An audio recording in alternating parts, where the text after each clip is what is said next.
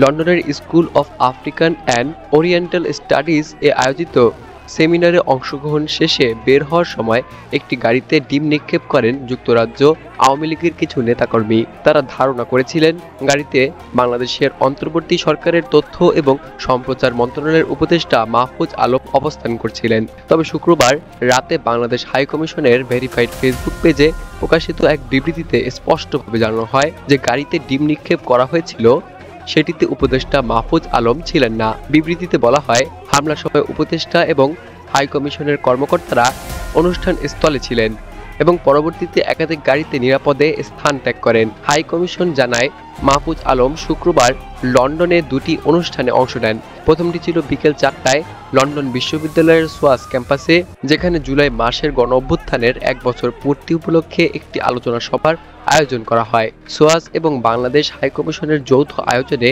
মাহফুজ আলম সেখানে নির্ধারিত সময়েই উপস্থিত হন। অনুষ্ঠান চলাকালে আওয়ামী লীগের 18 জন কর্মী সোয়াস ক্যাম্পাসের বাইরে অবস্থান নিয়ে স্লোগান দিতে থাকেন। নিরাপত্তার স্বার্থে আগে থেকেই লন্ডন মেট্রোপলিটন পুলিশের উপস্থিতি নিশ্চিত করা হয়েছিল।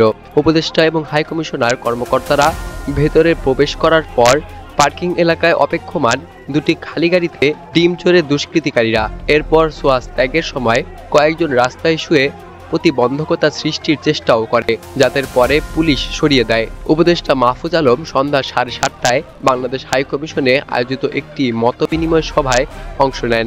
সেখানে উপস্থিত ছিলেন বিভিন্ন রাজনৈতিক দলের প্রতিনিধিরা, ছাত্র এবং সাংবাদিকরা। পুরো সময় জুড়েই তার নিরাপত্তা নিশ্চিত করতে লন্ডন মেট্রোপলিটন পুলিশ সার্বক্ষণিক হাইকমিশনের সঙ্গে সমন্বয় ছিল।